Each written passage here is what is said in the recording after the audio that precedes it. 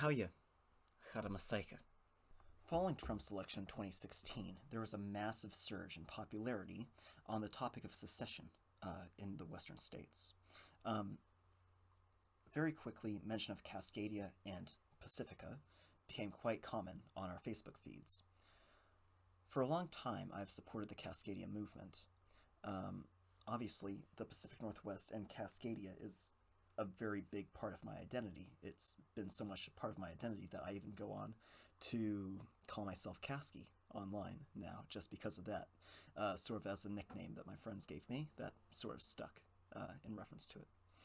Recently, because of Trump announcing that he has sole power over when the country opens for business again, aka he wants it to happen as soon as possible, regardless of the actual facts of life that people, experiencing coronavirus outbreaks in their communities, or, you know, whether or not the virus is actually gone or what have you. Washington, Oregon, and California, in response to this, decided to coordinate the times that they would be reopening their economies and ending their states of emergency. Um, so, since they've decided to work in coordination and not on the orders of the president, this sparked a lot of fanfare and I guess some outrage online. And very quickly, hashtag Western States Pact, the name of the alliance, I guess you could call it, and hashtag Cascadia were trending on Twitter. Now, since I live in Japan, I didn't see these tags, but I did see lots of people mentioning on my Twitter feed, of course, that it was gaining popularity and it was trending. So that made me quite happy, actually. But I have some issues, both in how Cascadia often becomes trending and in moments like these, especially among liberal crowds, and of course, criticisms with some of the groups that leverage criticism at that happening too. A very centrist position. My main issue is that Cascadia often serves as something of a bandwagon movement among people. Whether it is interest in the legitimate Cascadia movement or with analogous movements like Pacifica, which is basically just, the West Coast simply falling off and making its own country. When the Orange Man, again, shows that he is in fact bad, liberals often performatively move towards the Cascadian movement so that they can show support for about a week, and at the end of it go back to supporting neoliberal candidates and doing nothing to stop capitalism. This sort of trend often dilutes the Cascadian movement, which is based in bioregionalism and the legitimate history of the region, stemming back to the Oregon country, albeit supporters of the Cascadian movement are not as racist as people back then during the Oregon country. The core Cascadian movement tends to be rather left-leaning, progressive, tends to support decolonization, bioregionalism, and the establishment of more environmentally ethical means of organizing society. It's not even so much about secession as it is about simply restructuring society according to those aims. I do, on the other hand, think that independence, or at least recognition of regional autonomy, on our terms of course, is necessary to doing any of those things.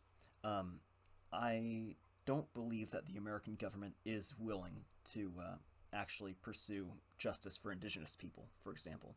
And of course, the grip of capitalism on the country is such that I don't think that any meaningful measures against global warming, for example, will be done. The American government doesn't do very much to protect the rights of indigenous people. It's done nothing. In fact, it's pushed the building of oil pipelines that may endanger their water supplies, or, the construction of them literally meant the destruction of cultural locations on their reservation, or at least nearby, the destruction of cemeteries, and things that are important to the people that actually live there. Neither did Trump or the state government of North Dakota do anything to prevent the indiscriminate use of force against these protesters that were at Standing Rock.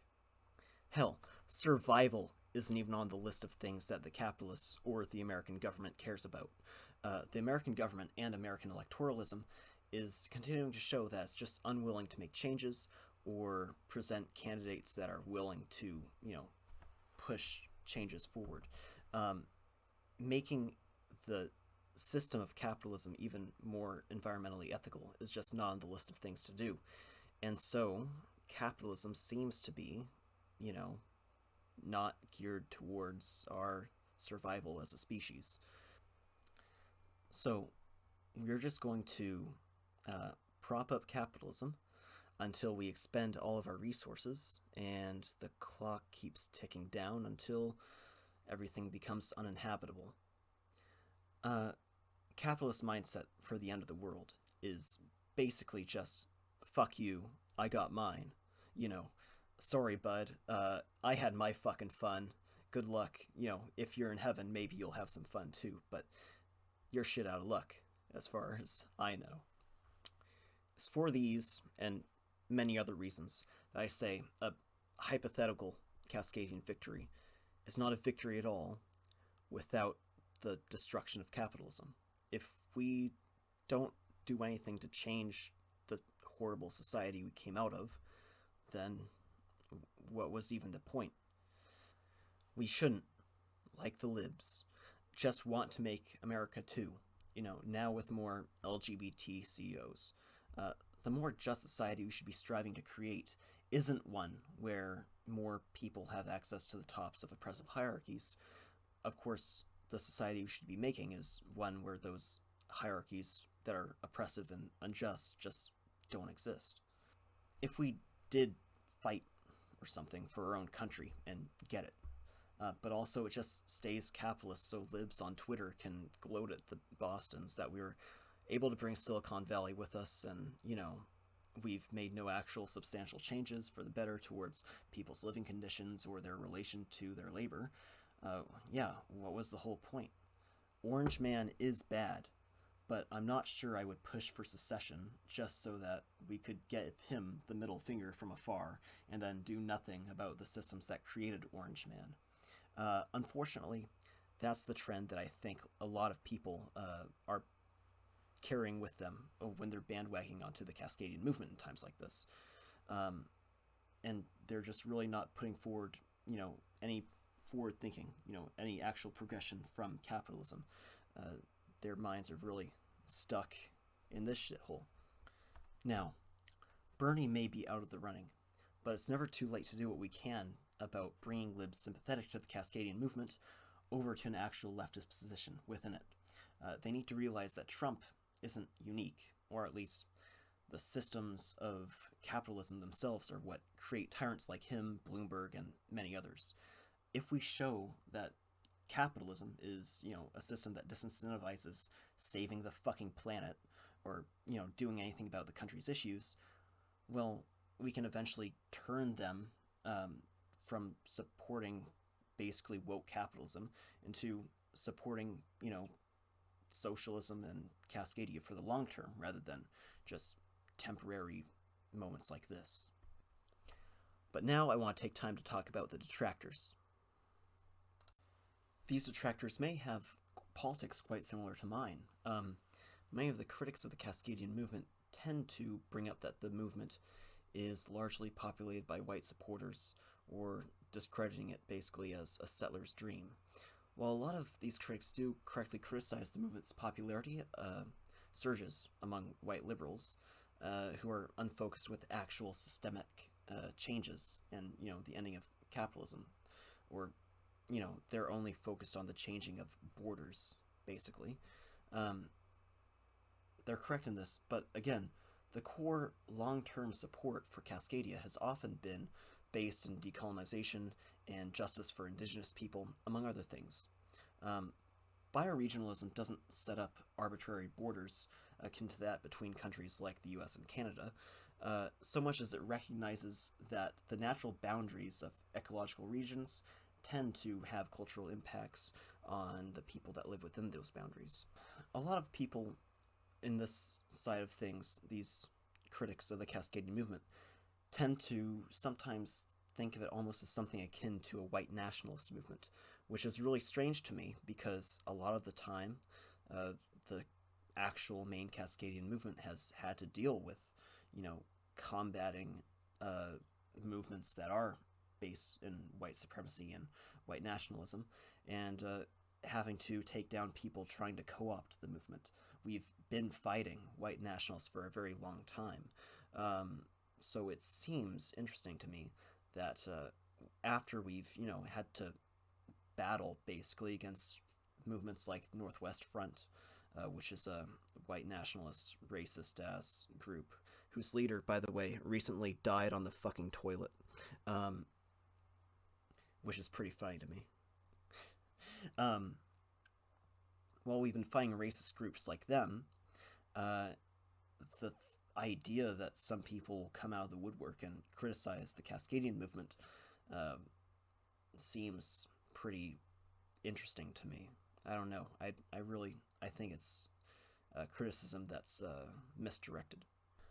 While I do otherwise give support for a lot of the larger groups that these people come out of, for example, Black Salish Autonomous, it seems like they're so intent on criticizing the movement for its perceived continuation of, for example, indigenous people's oppression, that they fail to recognize that the leanings of the group's supporters tend to be those that address indigenous people's issues, and address their struggle against disenfranchisement in the United States and Canada, which is continuing.